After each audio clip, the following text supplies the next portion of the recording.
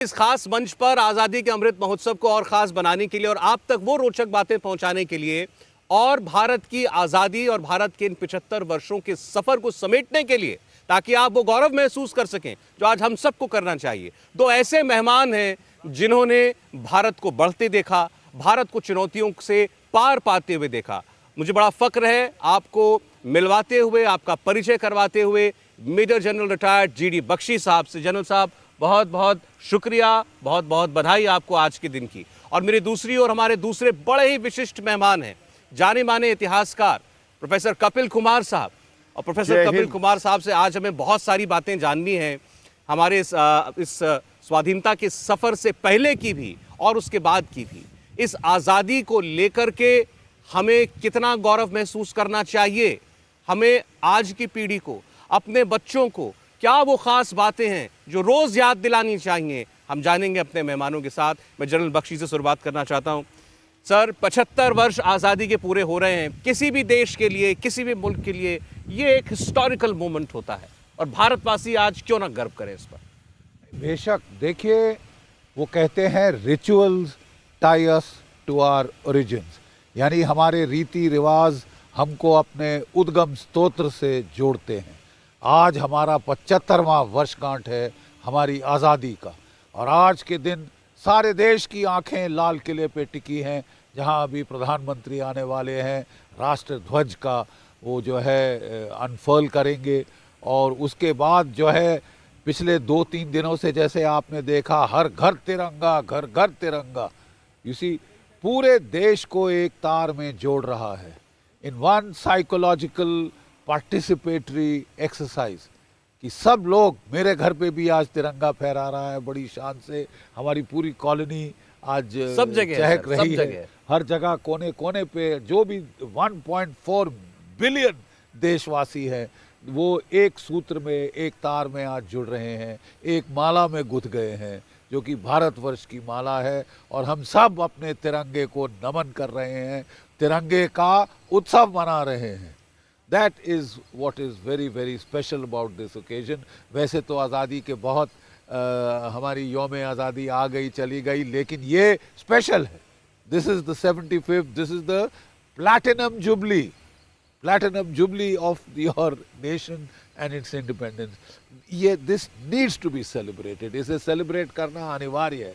कई लोग पूछ रहे हैं क्यों साहब ये क्यों करे, वो क्यों करे। अरे साहब, उत्साह मनाइए, खुश होइए, this is something to celebrate. मतलब मैं हैरान हो गया, कई डिबेट्स पे मुझे बुलाया गया टीवी पे और लोगों ने।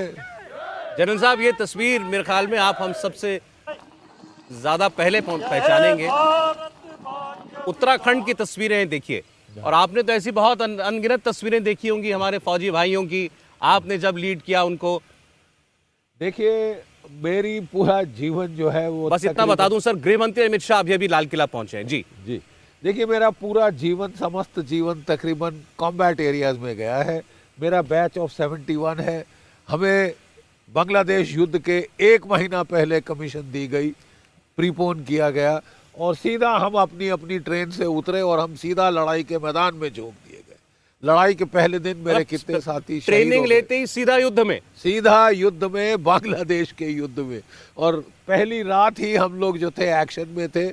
मेरे कई सारे साथी शहीद हो गए, उन्हें अपनी पहली तनख्वाह नहीं मिली, उनके घर पेंशन पहुंच गई।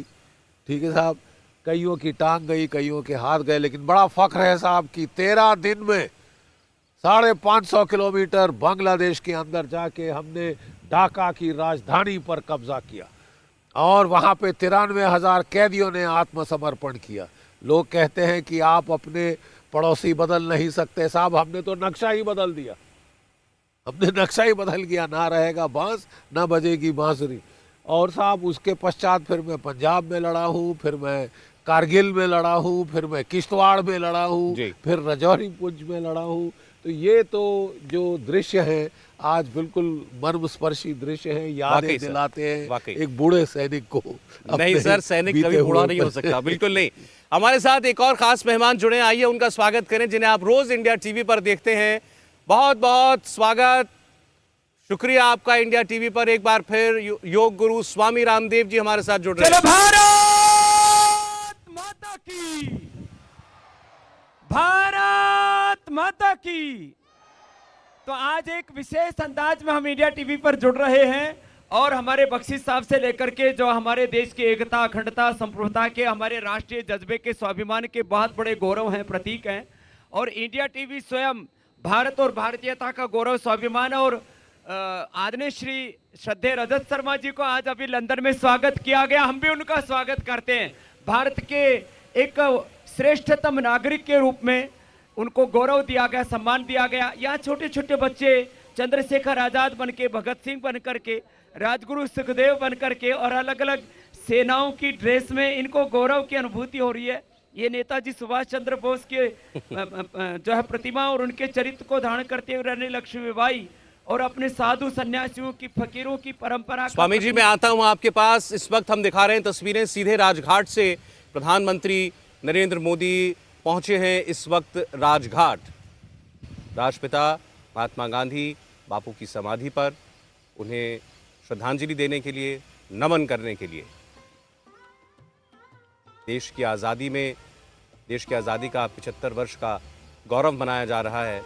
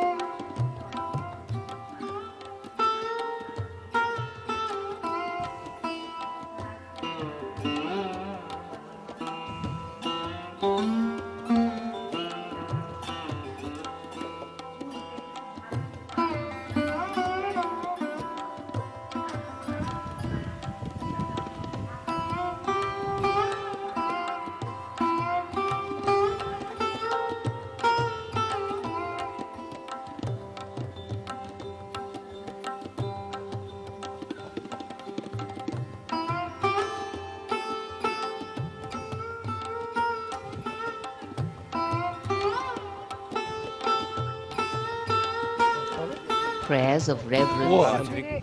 हम दिखा रहे हैं सौरभ, देखिए जो सबसे खास बात है, जिस पगड़ी का हम जिक्र कर रहे थे कि इस बार पगड़ी का रंग कैसा होगा, तिरंगे में ही जो पगड़ी है वो भी नजर आ रही है, क्योंकि देश आज देश के हर घर पर तिरंगा फहराता हुआ नजर आ रहा है। और ये उत्सव है, जैसा कि जीडी बख्शी साहब ने कहा कि ये उत्सव है 75 साल की आज़ादी का, और ये स्पेशल होना चाहिए था और स्पेशल हो भी रहा है। वाकई में अमृत महोत्सव है और जो पगड़ी है इस दिन के लिए खास प्रधानमंत्री ने, देखिए अभी तक हर बार 8 वर्षों में हमने देखा उन्होंने केसरिया रंग का इस्तेमाल किया पगड़ी में, और आज उनकी पगड़ी में आपको हर जगह तिरंगे की छाप नजर आएगी।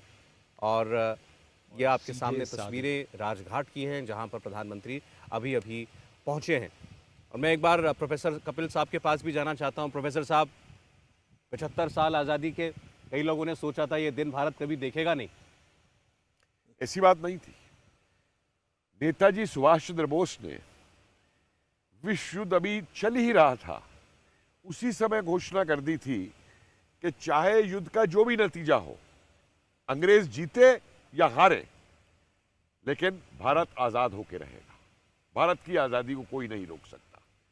इससे बड़ी प्रेडिक्शन जो है मैं नहीं समझता कि किसी ने आज तक दुनिया के अंदर की हो भारत को लेकर के, जो नेताजी ने स्पष्ट की थी।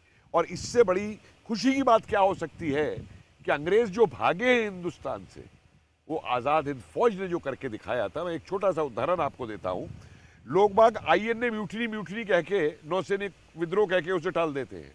अभी मैंने दस्तावेज निकाले हैं कि जो आईएनएस तलवार आज़ाद हिंद सैनिकों को लेने गया था बंदी बना करके सिंगापुर से, उसके अफसरों ने उनको बता दिया था, you have done your job, now it is our duty. और उसके बाद अक्टूबर 1945 से इंडोनेशिया के अंदर जो रॉयल नेवल म्यूटनी के जहाज भेजे गए, उन डच लोगों को और अंग्रेज सैनिकों को रास्ते में उतार दिया भारतीय नौसेना के लोगों ने, और कहा, अपना नाम रखा इंडियन नेशनल नेवी उन्होंने पूरा लेकर के। और तभी से जो चला, ऑखिले ने साफ लिखा है कि 1857 जैसी स्थिति हो गई है जी। अगर हमें भारत में रहना है तो इसको दोबारा काबिज करना होगा। 1 लाख यूरोपियन सोल्जर मुझे चाहिए होंगे इसके लिए, और नहीं तो हम यहां नहीं रह सकते। तो और देखिए मिलिट्री इंटेलिजेंस की रिपोर्ट्स आप देखिए 1945 से 47 के बीच की, कि कैसे जो भारतीय थे अंग्रेजी सेना के अंदर, उन्होंने जय हिंद कहना शुरू कर दिया था। ओकिनले लिखता है कि every Indian officer in the British army worth his salt is a nationalist today. India TV हर वक्त हर जगह डाउनलोड करने के लिए सर्च करें India TV news Google Play Store या ऐप स्टोर पर।